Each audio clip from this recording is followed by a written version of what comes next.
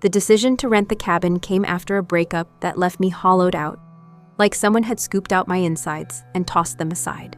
It was late October, the air sharp with that crisp bite that signals winter's approach, and I needed to get away from Seattle, away from the apartment still haunted by her perfume, the coffee shop where we'd argued, the friends who kept asking if I was okay. I wasn't okay, but I didn't want to talk about it. I wanted silence, solitude, a place to stitch myself back together. So I scrolled through rental listings online until I found it. A cabin in the Cascade Mountains, a few hours northeast of the city. The description was sparse but promising. Wooden walls, a fireplace, perched on a ridge overlooking a misty valley, surrounded by dense pine forest. Remote, it said. No Wi-Fi, no cell service, perfect for unplugging. $60 a night. I booked it for a week without a second thought. The drive up was a slow unraveling of civilization. I left the highway behind, trading strip malls and gas stations for winding two-lane roads that snaked through foothills. My old hatchback groaned as the incline steepened, the engine protesting the climb. The trees grew taller, their branches knitting together overhead, blotting out the sky. I'd packed light, a duffel with clothes, a cooler of food, a couple books, my camera. The radio fizzled out halfway up, leaving me with static and my own thoughts. By the time I turned onto the final gravel road, a thick fog had rolled in, seeping down from the peaks like spilled ink. It swallowed the landscape, shrinking my world to a narrow tunnel of gray. The headlights caught glints of wet rock and twisted roots, but beyond that, nothing. I gripped the wheel tighter, peering through the windshield, until the cabin materialized ahead, a dark shape emerging from the haze. I parked and killed the engine, the silence rushing in to fill the void. The fog muffled everything, even the crunch of gravel under my boots as I stepped out. The cabin was smaller than I'd pictured, its wooden siding weathered to a dull silver, the roof sagging slightly under the weight of years. A stone chimney jutted from one end, promising warmth, and a rickety porch stretched across the front, its boards creaking as I hauled my stuff up the steps. The key was under the mat, just as the host had said. I fumbled with the lock, the cold metal biting my fingers, and pushed the door open. Inside, it smelled of pine and damp earth, a faint mustiness clinging to the air. The main room was simple. A sagging plaid couch faced the fireplace, a scratched coffee table sat between them, and a tiny kitchen nook hugged the back wall, sink, stove, a few cabinets. A narrow hallway led to a bedroom with a single window and a lumpy mattress covered in a faded quilt. No TV, no modem, just a landline mounted by the stove, its cord coiled like a snake. On the counter was a handwritten note, "Welcome. Enjoy the quiet. If you need anything, call the ranger station. Numbers by the phone. Watch for bears." I snorted at that last part, imagining a grizzly knocking politely at the door. Bears I could handle. People were the problem. I unpacked slowly, savoring the ritual of settling in. Clothes went in an old dresser that wobbled when I opened it. Food in the cooler since the fridge looked questionable. I stacked firewood from a pile outside, damp but usable, and got a blaze going in the hearth. The flames licked up the logs, casting flickering shadows across the walls, and for the first time in weeks, I felt a flicker of calm. This was what I'd come for. No voices, no expectations, just me and the crackle of the fire. I pulled a paperback from my bag, a worn copy of The Shining, because why not lean into the isolation vibe, and sank into the couch, letting the story pull me in. Hours slipped by, the fire dwindling to embers. I glanced at my watch. 11:47 p.m. Time for bed. I was halfway through brushing my teeth when I heard it. A faint tapping, like fingernails on glass. Tap, tap. Pause. Tap, tap. I froze, toothbrush hovering, listening. The sound came again, steady and rhythmic, from the living room window. I rinsed my mouth, wiped it with the back of my hand, and crept back to the main room. The fire was low, barely aglow, and the windows were black rectangles against the walls. I pressed my face to the glass, cupping my hands to block the reflection, but the fog was impenetrable, a solid wall of gray swallowing the world outside. Tap, tap. Pause. Tap, tap. It was closer now, insistent. I flicked on the porch light, hoping to catch a glimpse of whatever it was, branches maybe scraping in the wind. But the beam dissolved into the mist, illuminating nothing. I stood there, heart thudding, waiting for it to stop. It didn't. Tap, tap. Pause, tap, tap. The rhythm was too deliberate, too human to be random. I checked the other windows, kitchen, bedroom, same story. Fog and darkness. No shapes, no movement. My mind raced through possibilities. An animal, a loose shutter, my own imagination. I'd driven hours to get here, hadn't passed a single car in the last 40 miles. Who or what could be out there? The tapping faded after a few minutes, leaving me staring at the glass, my breath fogging it up. I double-checked the door lock, dragged a chair under the knob for good measure, and climbed into bed, pulling the quilt to my chin. It's just the wind, I told myself, over and over until exhaustion dragged me under. The cabin was quiet when I drifted off, but the fog stayed in my dreams, swirling, alive, pressing closer. Chapter 2. The footprints. Morning came, but the fog didn't budge. I woke to a world still cloaked in gray, the light filtering through the bedroom window weak and diffused, like it was fighting to get in. The air in the cabin was chilly, the fire long dead, and my breath puffed out in faint clouds as I rolled out of bed. The tapping from last night lingered in my mind, a nagging itch I couldn't scratch. I told myself it was nothing, trees, wind, the kind of sounds old places make. But the memory of that rhythm, so steady and precise, gnawed at me. I needed coffee, something to jolt me back to reality. I shuffled to the kitchen, filled a kettle from the sink, its pipes groaned like they hadn't been used in years, and set it on the stove. While it heated, I pulled on a hoodie and stepped onto the porch to shake off the haze in my head. The fog was thicker than ever, pressing against the cabin like a living thing, swallowing the trees just a few yards out. The gravel around my car glistened with dew, and the air smelled of wet pine and something faintly metallic, like rust. I stretched, my joints popping, and that's when I saw them. Footprints. They were pressed into the damp earth near the porch, a trail of bare, human-sized impressions leading from the woods straight to the steps. I froze, coffee forgotten, my eyes tracing the path. The prints were clear, 5 toes, an arch, the ball of a heel, but they stopped abruptly at the edge of the porch. No tracks heading back into the forest, no scuffs or smudges, just a one-way line that ended where I stood. My stomach twisted. The nearest town was 30 miles down the mountain, the last house I'd passed at least 10. I hadn't heard a car, hadn't seen headlights. Who the hell had been out here, barefoot in the cold and fog? I crouched, studying them closer. The soil was soft from overnight dampness, and the prints were deep, like whoever made them had lingered, pressing their weight into the ground. No mud on the porch steps, though, no sign they'd come up. I glanced at the woods, half expecting to see a figure in the mist, but there was nothing, just the endless gray curtain. My mind scrambled for explanations. A hiker, maybe, lost and disoriented, stumbling toward the cabin's light before turning back. But why no return tracks? Why bare feet in 40-degree weather? I rubbed my arms, the chill seeping through my hoodie, and decided I needed to move, to do something to shake this off. Back inside, the kettle shrieked, snapping me out of it.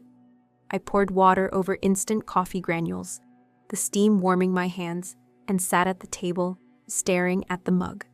The footprints wouldn't leave my head. I'd come here for peace, not paranoia, and I wasn't about to let some weird tracks ruin it.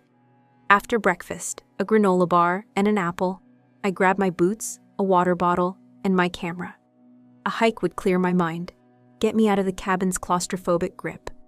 The trailhead was a short walk from the driveway, marked by a faded wooden sign that read, Ridge Loop, 3 miles. I figured a brisk walk through the forest would burn off the unease. The trail was narrow, overgrown in spots with ferns and thorny brambles that snagged at my jeans. The fog muffled every sound, my footsteps, my breathing, until it felt like I was moving through a dream. The pines loomed overhead, their needles dripping with condensation, and the air grew heavier the farther I went. About a mile in, I stopped to catch my breath, leaning against a tree. That's when I saw it, a weathered signpost, half buried in moss and mud, tilting like it might collapse. I brushed off the grime with my sleeve and read the carved letters. Elliot's claim, 2 miles. An arrow pointed off the main trail, into a tangle of undergrowth. I'd never heard of an Elliot's claim. No mines or settlements came to mind from my cursory research on the Cascades. But the name sparked my curiosity. I hesitated, then figured, why not? I had daylight, a full battery on my camera, and a need to distract myself. The detour was rougher, the ground uneven with roots and rocks hidden under a carpet of pine needles. I pushed through, ducking under low branches, my boots sinking into patches of mud. After about 20 minutes, the trees thinned, and I stumbled into a clearing. There it was, a shack, or what was left of it. The walls were rotting planks, the roof caved in on one side, and empty window frames gaped like hollow eyes. Scattered around were relics of a forgotten life, rusted tools half buried in the dirt, a cracked lantern dangling from a nail, a child's shoe so weathered it looked like it might crumble if I touched it. The air here was different, heavier, like the fog was holding its breath. I raised my camera, snapping shots of the decay, the sagging roofline, the shoe, the eerie stillness. My skin prickled, a chill that had nothing to do with the cold. This place felt wrong, abandoned but not empty. I didn't linger. I turned back, retracing my steps to the trail. The shack's image burned into my mind. By the time I got back to the cabin, the fog had darkened, signaling dusk. I locked the door behind me, my hike having done little to ease the tension. If anything, the footprints and that shack had wound me tighter. I built a fire, the crackle a small comfort, and tried to lose myself in my book again. But every creak of the cabin, every whisper of wind, pulled my eyes to the windows, where the fog stared back. Chapter 3.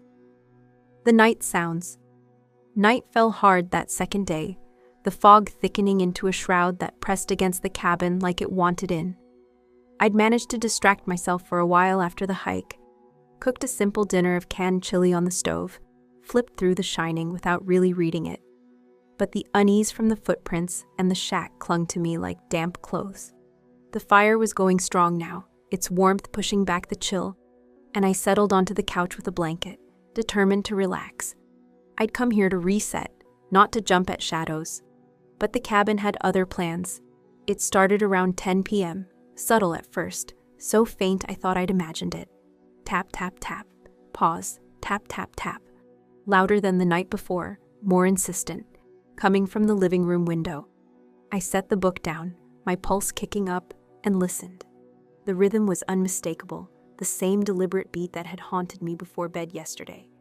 I told myself it was the wind again, branches scraping glass, but the sound didn't waver with the breeze. It stayed steady, mechanical almost. I grabbed my flashlight from the table, its weight reassuring in my hand, and clicked it on.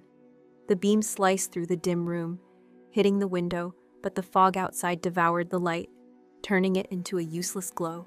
Tap, tap, tap. Pause. Tap, tap, tap. Closer now, like it was right against the pane. I stood, my socked feet silent on the wood floor, and edged toward the window. The curtains were thin, yellowed with age, and I pulled them aside, shining the flashlight out. Nothing, just the gray wall of mist, swirling faintly in the beam. I tapped the glass myself, testing. Maybe it was an echo, a loose pane rattling, but my knocks were sharper, uneven. The tapping stopped for a moment, and I held my breath, waiting. Then it came back, slower this time, mocking me. Tap, tap, tap. My stomach dropped. This wasn't natural. I checked the other windows, kitchen, bedroom, moving fast. The flashlight trembling slightly in my grip. Same story everywhere. Fog and silence, except for that relentless tapping circling the cabin. Back in the living room, I flicked on the porch light again, hoping for a glimpse, but it was useless. The mist was too thick, a barrier sealing me in. Then a new sound cut through, a low hum, soft and guttural, like a voice murmuring just beyond the walls. It wasn't words, not quite, but it had a cadence, rising and falling, weaving through the tapping. My heart slammed against my ribs. I backed away from the window, the flashlight beam darting across the room, catching the glint of the landline on the wall. I didn't call yet. I wasn't ready to admit I was scared enough to need help. Instead, I crept to the door, my hand hovering over the knob. The hum grew louder, vibrating through the wood, and I could have sworn it was right outside, inches away. I wanted to look to prove it was nothing, but my fingers froze. What if something looked back? The hum stopped abruptly, replaced by a silence so thick it pressed on my ears, a void that made the tapping seem tame. I stumbled back, my breath ragged, and grabbed the poker from the fireplace. It was cold iron, solid, something real to hold on to. I locked the door, already locked, but I checked again and shoved the couch against it, the legs screeching across the floor. The windows were next, latches secured, curtains drawn tight. I piled more logs on the fire, the flames roaring up, and sat cross-legged on the rug, the poker across my lap. The tapping came back, fainter now, circling the cabin like a predator testing a cage. The hum didn't return, but its absence was worse, leaving me straining for any sound. I watched the shadows dance on the walls, the firelight twisting them into shapes, limbs, faces, things that weren't there. My mind churned, the footprints, the shack, now this. Was it all connected, or was I losing it? Hours crawled by. The tapping faded around 2 a.m., leaving me wired and exhausted, my eyes burning from staring at the door. I didn't sleep, couldn't, not with the fog pressing in and the memory of that hum echoing in my skull. When dawn broke, gray and weak through the fog, I checked outside. No new footprints, just the old ones, still crisp in the dirt. I stood on the porch, the poker still in hand, scanning the trees. The fog stared back, unyielding, and I knew I couldn't stay another night like this. I needed answers, or at least an escape. I went inside, grabbed the ranger station number from the note, and dialed the landline. It rang 3 times before a gruff voice answered. "Station 12, what's up?" I spilled it all, the footprints, the tapping, the hum, the shack. My voice shook, but I didn't care. There was a long pause, static crackling on the line. "You're at the Miller place," he said finally, his tone clipped. "Pack up and get down here. I'll explain when you're off that ridge." He hung up before I could ask more. I didn't hesitate. I threw my clothes in the duffel, dumped the cooler's contents into a trash bag, and hauled everything to the car. The fog clung to me as I loaded up, the footprints glaring from the dirt. I started the engine, the hatchback coughing to life, and peeled out, gravel spitting under the tires. The fog chased me down the mountain, thinning only when I hit the lower roads. I didn't look back. Chapter 4: The Ranger's Tale. The drive down the mountain felt like escaping a trap. The fog clung to the car, swirling in the rearview mirror like it was reluctant to let me go. But as I descended, the air cleared, the gray thinning to a faint haze. My hands gripped the steering wheel, knuckles white, the hatchback rattling over every bump. The ranger's voice looped in my head, "Pack up and get down here," sharp and urgent, like he knew something I didn't. I hadn't stopped to think, just bolted. But now, with the cabin shrinking behind me, questions piled up. What was the Miller place? Why did he sound so rattled? And what the hell had been tapping at my windows? The ranger station came into view after an hour, a squat, weather-beaten building tucked off the main road, its paint peeling in strips, a faded sign reading Station 12, swinging in the wind. I parked crooked, gravel crunching, and grabbed my duffel, the camera still slung around my neck. My legs felt shaky as I climbed the steps, the adrenaline draining fast. Inside, the air smelled of stale coffee and wood smoke. A desk cluttered with maps and radio gear sat in the corner, and a man looked up from it, mid-50s, grizzled, with a salt and pepper beard and eyes that sized me up in one glance. His name tag read, Dan. "You the guy from the Miller place?" he asked, voice matching the one on the phone. Gruff, no nonsense. I nodded, dropping my bag by the door. He gestured to a chair across from him, its vinyl cracked and peeling. "Sit. You look like hell." I didn't argue. He poured coffee from a dented pot into a mug, slid it over, and I took it, the bitter heat grounding me. "All right," he said, leaning back, arms crossed.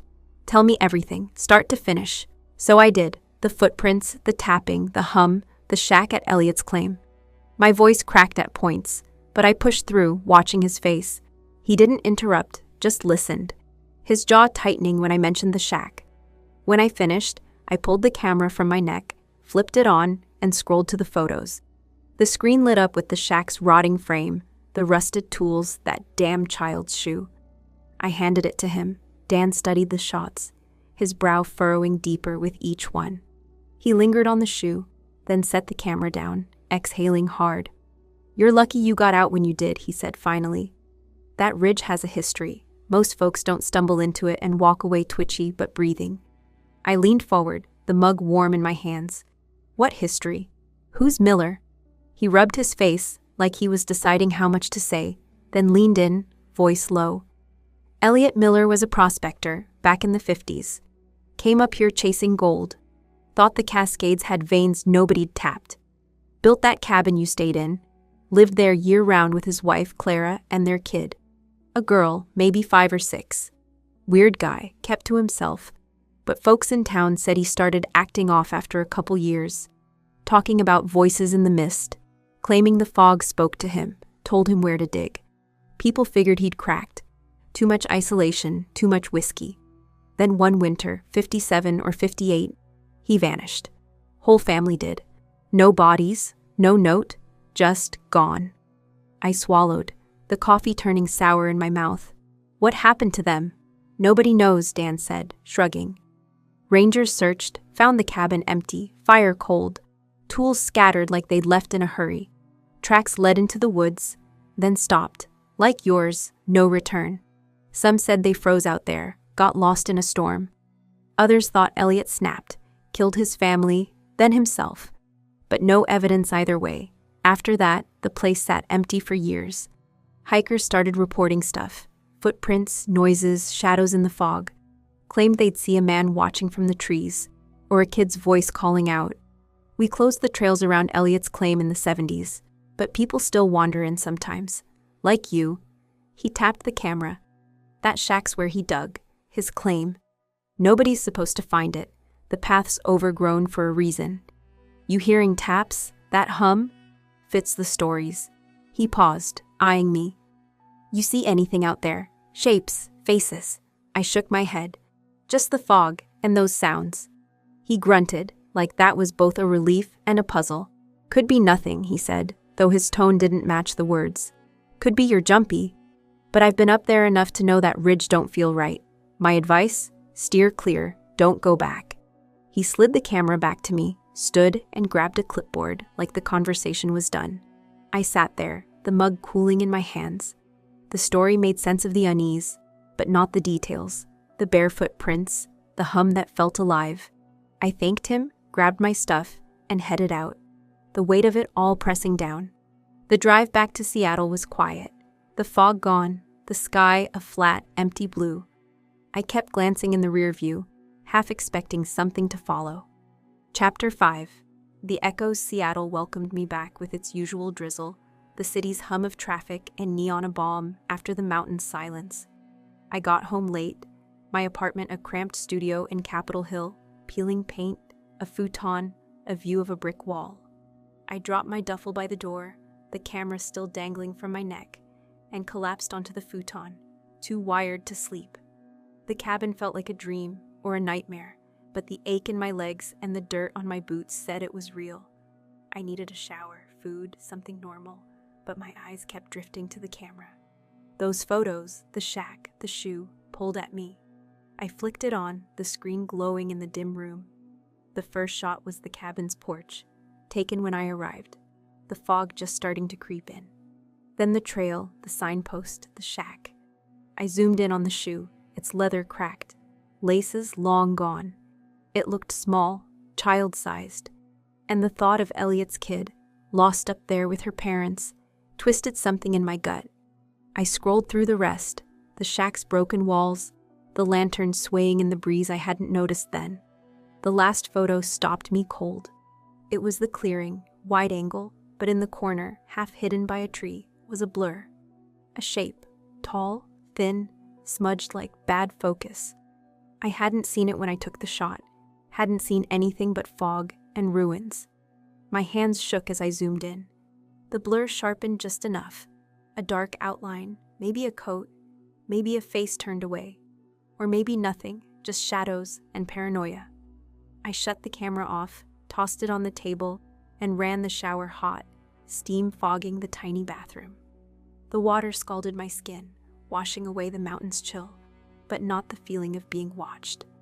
I kept replaying Dan's story, Elliot, Clara, the girl, the voices in the mist. It was folklore, a ghost story for hikers, but those footprints weren't a tale. That hum wasn't wind. I dried off, pulled on sweats, and microwaved a frozen burrito, the normalcy of it grounding me. The city buzzed outside, cars honking, a siren wailing, proof I was back in the world. Days blurred into routine. Work at the bookstore, beers with friends, pretending I was fine. I didn't touch the camera, left it buried in my bag. But a week later, the fog rolled into Seattle, a rare, thick blanket that smothered the streets, turned streetlights into hazy orbs. I was home, reading on the futon, when it started.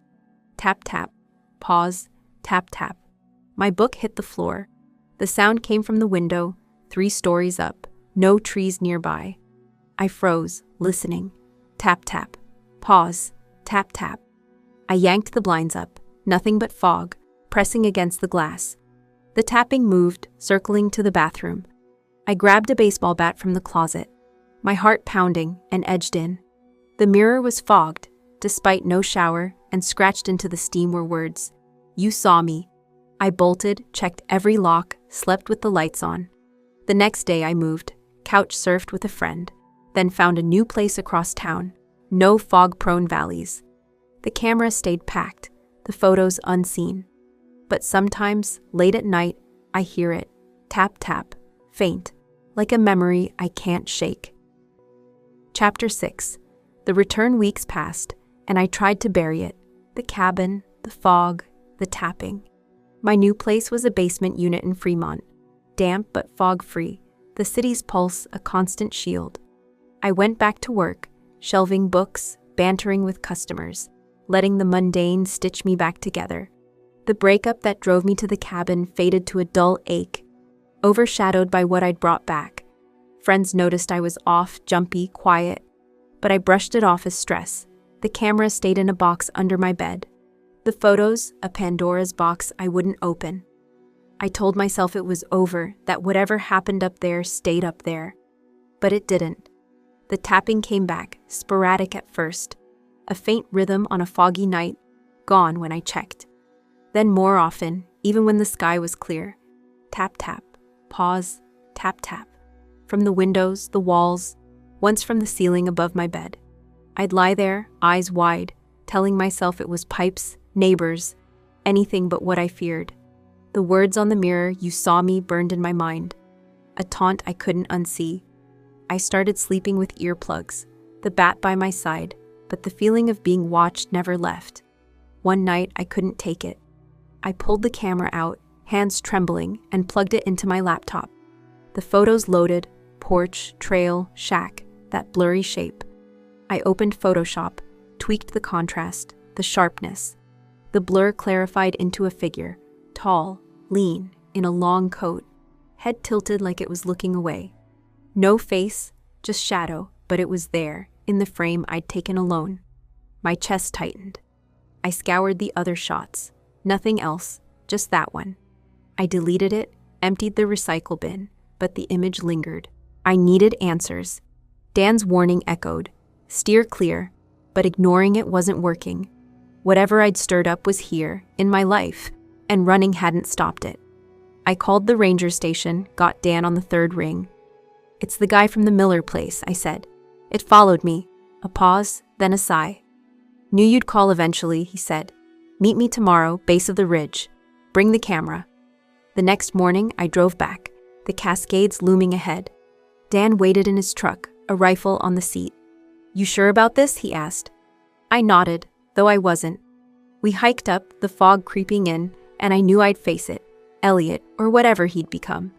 Chapter 7. Into the mist. The drive back to the Cascades felt like stepping into a memory I'd tried to erase. The highway stretched out, gray and endless. the Seattle skyline shrinking in my rearview mirror as I headed northeast. My hands gripped the wheel, the hatchback's engine humming a shaky tune. The camera sat on the passenger seat, a silent passenger, its presence heavier than the rifle Dan had promised to bring. I hadn't slept much. The tapping had kept me up again, faint but persistent, like a heartbeat in the walls. Dan's voice on the phone had been resigned, not surprised, as if he'd been waiting for me to crack. "Meet me at the base of the ridge," he'd said. "We'll sort this out." I wasn't sure what sorting it out meant, but I couldn't live like this, jumping at shadows, hearing echoes that shouldn't be there. The fog greeted me as I neared the mountains, creeping down the slopes like it had the first time, a slow tide swallowing the road. I pulled off at a gravel turnout where Dan's truck waited, its faded green paint blending into the trees. He leaned against the hood, a thermos in hand, the rifle slung over his shoulder. His face was etched with lines that looked deeper than before, his eyes scanning me as I parked. "You look worse than last time," he said, pouring coffee into the thermos lid and handing it over. I took it, the warmth seeping into my palms. "Didn't sleep," I admitted, sipping the bitter brew. "It's been following me, tapping, words on mirrors. I saw something in the photos." I pulled the camera out, showed him the screen, empty now, the blurry figure deleted, but described it. Tall, shadowed, caught mid-frame. He didn't flinch, just nodded like it fit a puzzle he'd been working on for years. "All right," he said, capping the thermos. "We're going up. Back to the cabin, maybe the shack if we've got light. You stirred something and it's latched on. Only way to shake it might be facing it." He patted the rifle. "This is for bears mostly, but it'll do if it's more than that." His tone was matter-of-fact, like he'd done this before. I didn't ask what more than that meant. I wasn't sure I wanted to know. We started the hike, Dan leading, his boots crunching a steady rhythm on the trail. The fog thickened as we climbed, the pines looming like sentinels, their branches dripping with moisture. My breath puffed out in clouds, my legs burning from the incline. The cabin came into view after an hour, unchanged. Sagging roof, weathered siding, the porch where I'd found the footprints. They were gone now, washed away by rain or time, but the memory prickled my skin. Dan circled the place, checking windows, the door, his hand resting on the rifle. "Anything feel off?" he asked. I nodded. "It's too quiet, even the birds are gone." He grunted, peering into the fog. We stepped inside, the air stale, the fireplace cold. My stuff was gone, cleaned out by the host, I guessed, but the note still sat on the counter, the ranger number scrawled in fading ink. Tap, tap. I froze. It came from the bedroom window, sharp and clear. Dan swung around, rifle up, eyes narrowing. Tap, tap. Pause. Tap, tap. He motioned me to stay put, crept down the hall, and peeked through the glass. "Nothing," he muttered, but his grip tightened. The hum started then, low, guttural, rising from the walls like it had that night. My stomach lurched. "You hear that?" I whispered. Dan nodded, jaw clenched. It grew louder, weaving through the tapping, a sound that wasn't sound, more like a feeling pressing on my skull. We backed out, the cabin suddenly too small, and stood on the porch, scanning the fog. The hum faded, but the tapping circled, moving to the trees. "It's playing with us," Dan said, voice low. "Let's move. Shack's next." We trekked toward Elliot's claim, the fog a living thing now, curling around us, muffling our steps. The signpost emerged, mossy and tilted, and we veered off, pushing through the undergrowth. The shack loomed ahead, more decayed than I remembered, its walls buckling inward. The child's shoe was still there, untouched, a relic frozen in time. Dan knelt by it, frowning. "This shouldn't be here," he said. "Weather should have taken it years ago." I raised the camera, snapped a shot, the click loud in the stillness. Tap, tap. It answered from the trees, closer now. Chapter 8. The Clearing. The shack stood like a ruin from another era, its splintered boards and broken windows staring at us through the fog. Dan circled it, rifle at the ready, his boots sinking into the muddy ground. I stayed by the shoe, my camera trembling in my hands, the tapping echoing from the trees. Tap, tap, pause, tap, tap, like a signal we'd tripped. The air was thick, heavy with damp and something else, a weight that pressed on my chest. The hum was gone, but its absence left a void, the silence between taps sharp enough to cut. Elliot's claim, Dan muttered, kicking at a rusted pickaxe half buried in the dirt. He dug here, obsessed with finding gold. Never did, far as anyone knows. Just went mad instead. He glanced at me. You feel it? The wrongness. I nodded, my throat dry. The clearing didn't feel abandoned. It felt watchful, like the fog was hiding eyes. I snapped more photos, the shack's caved-in roof, the lantern swaying on its nail, the shoe. The camera's shutter clicked, each shot a tether to reality, proof I wasn't dreaming this. Dan watched the tree line, his breath steady but his eyes sharp. Whatever's here, it knows we're back, he said. That tapping's no coincidence. I lowered the camera, the weight of his words sinking in. I thought coming back might end it, but now it felt like stepping deeper into a trap. The tapping shifted, circling the clearing, faster now. Tap, tap, tap. Pause, tap, tap, tap. It bounced between the trees, impossible to pin down. Dan raised the rifle, tracking the sound. His finger off the trigger, but ready. Show yourself, he growled, voice cutting through the fog. Nothing answered, just the tapping, relentless, mocking. I scanned the mist, my pulse racing, and caught a flicker. Movement, quick and dark, darting between two pines. There, I pointed, but it was gone, swallowed by the gray. Dan swung the rifle that way, squinting. You sure? I nodded, heart hammering. Something moved, tall, fast. He stepped forward, motioning me to follow, and we edged toward the trees. The ground was soft, littered with needles and roots, and the fog closed in, shrinking our world to a few feet. The tapping stopped abruptly, replaced by a rustle. Leaves shifting, branches snapping, 10 yards ahead. Dan froze, listening, then pressed on, me trailing behind, camera clutched like a shield. We reached the spot, a cluster of pines, their trunks slick with moisture. Nothing, no tracks, no broken twigs, just the forest staring back. It's screwing with us, Dan said, lowering the rifle slightly, like it did with Elliot. I opened my mouth to reply, but a scream cut me off. A child's voice, high and piercing, from deeper in the woods. My blood went cold. Dan's head snapped toward it, his face paling. That's new, he whispered. We ran toward it, the fog parting just enough to guide us, branches clawing at my jacket. The scream faded, replaced by a sob, soft, broken, a little girl crying. My mind flashed to the shoe, to Elliot's kid, lost out here decades ago. We burst into another clearing, smaller, ringed by jagged rocks. The sobbing stopped, and there she was, a shape in the fog, small, hunched, facing away. Long hair, a tattered dress, barefoot. Hey, I called, stepping forward, but Dan grabbed my arm, yanking me back. Don't, he hissed. That's not right. The figure turned, slow and deliberate, and my stomach dropped.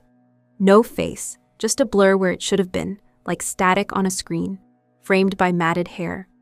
It tilted its head, and the tapping started again, loud, everywhere, tap, tap, tap, from the rocks, the trees, the ground beneath us. I stumbled back, raising the camera, snapping blindly. The flash lit up the fog, and she was gone. Dan cursed, dragging me toward the shack. We're leaving, he said, voice tight. Now. Chapter 9. The Retreat. We didn't talk as we bolted from the clearing, the fog snapping shut behind us like a curtain. My legs burned, my breath ragged, the camera banging against my chest with every step.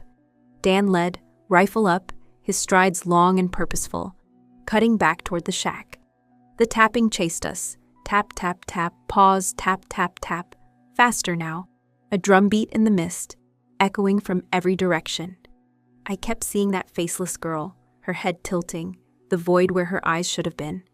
It wasn't real, couldn't be, but my skin crawled like it was. The shack loomed ahead, a decaying anchor in the chaos.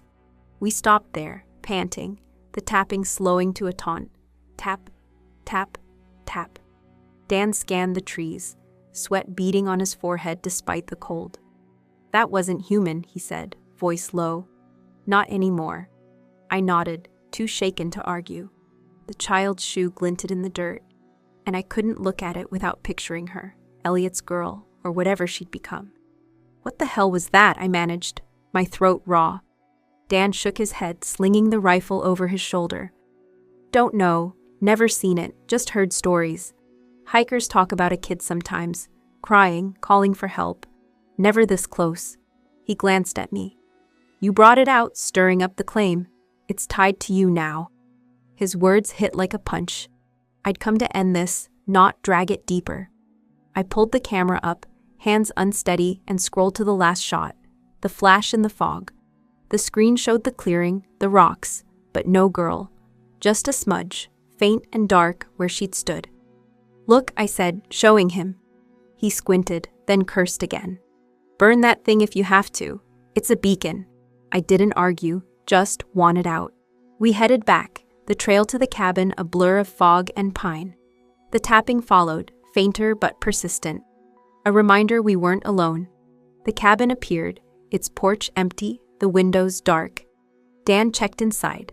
Nothing moved, no sounds, but the air felt thick, like it was holding its breath. We're done here, he said, stepping out. Back to the truck. Night's coming. The hike down was tense, the fog darkening as the sun sank. My mind raced. Elliot, his family, the girl, the tapping. Dan stayed quiet, his rifle a steady presence. We reached the turnout as dusk settled, the fog thinning to a haze. I climbed into my car, Dan into his truck.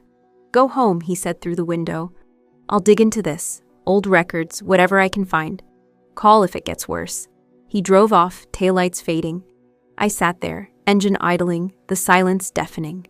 Tap, tap, from the dashboard. I floored it back to Seattle, praying distance would help. The fog was a living sea as we climbed the ridge for the final time, its tendrils curling around my boots, tugging like hands. Dan led, his rifle slung low, a leather satchel bouncing against his hip. Inside it, Elliot's diary, its brittle pages stained with ink and madness. I followed, the camera around my neck a useless talisman now, its battery long dead. My breath came in shallow bursts, the air thick with damp and the metallic tang I'd tasted that first night. It was November now, weeks since our last trip, and the Cascades loomed darker, the pines skeletal against the gray. I'd stopped sleeping. The tapping had turned to whispers, voices in my walls calling my name. Sam, Sam, you saw us. Dan's research had given us a plan, but it felt like grasping at smoke. We reached the shack at Elliot's claim as dusk bled into the fog, the ruins sharper now, like the forest had peeled back to show its bones. The child's shoe sat untouched, a marker in the mud. Dan dropped to one knee, pulling the diary from his satchel, its cover cracked like old skin. This is it, he said, voice rough. Elliot's last entry. He tried to bind himself to the fog, some ritual with blood and gold. Thought it'd make him rich. Instead, it snared them all.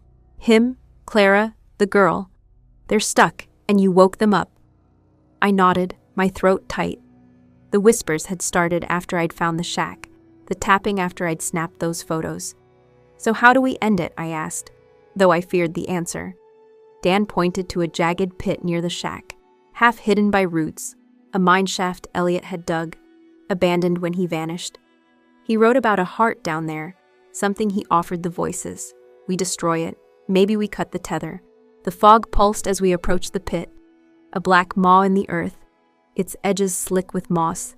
The tapping erupted, tap, tap, tap, tap, tap, tap, from the trees, the shack, the ground, a cacophony that rattled my skull. Dan tied a rope to a pine, handed me a flashlight, and we descended, the air growing colder, denser, the whispers rising to a chorus. Sam, you saw us. Stay with us. My beam caught glints of quartz in the walls, then something else, bones, small and brittle, scattered across the dirt floor. A child's ribcage, a skull. I gagged, but Dan pressed on, deeper into the tunnel. We found it at the end, a crude altar of stone, stained dark, a lump of gold-flecked rock atop it, pulsing faintly like a heartbeat. Around it, shadows writhed, Elliot tall and gaunt, Clara beside him, their faces hollow, and the girl, her head a flickering void. The hum roared, shaking the walls, and the tapping became a drum roll, deafening. Dan shouted over it, "Smash it!" He tossed me a hammer from his pack, and I lunged, swinging at the rock. It cracked, a scream tearing through the air, not mine, not Dan's, but theirs. The shadows surged, clawing at me, their hands ice cold, but I swung again, shattering it. Gold dust exploded, the hum cut off, and the fog itself shrieked, a sound that split my ears. The shadows dissolved, the tapping stopped, and the pit went still. Dan grabbed my arm, hauling me back to the rope. We climbed out, the fog thinning, stars piercing through for the first time in weeks. The shack stood silent, the shoe gone, the air clean. I collapsed, chest heaving, Dan beside me. "It's over," he said, but his eyes lingered on the pit. Back in Seattle, the whispers didn't return. The tapping was gone, my apartment quiet. I sold the camera, burned the photos I'd printed, tried to rebuild, work, friends, a fragile normalcy. But months later, on a foggy night, I walked past a pawn shop, its window glowing. There it was, my camera, same scuffs, same strap. I bought it, hands shaking, and checked the memory card. One photo remained, undeleted. Me standing by the shack, and behind me, 3 figures. Elliot, Clara, the girl, clear as day, smiling. No blur, no shadows, just them, watching. I keep it off now, locked in a drawer, but sometimes I hear it, a faint click, like the shutter snapping on its own. Dan doesn't answer my calls anymore, and the ridge is closed, trails blocked by landslides. The fog took them, or they took it, and I broke their prison, only to set them free. They're out here, unbound, and I wonder if they're still smiling, waiting for me to look again.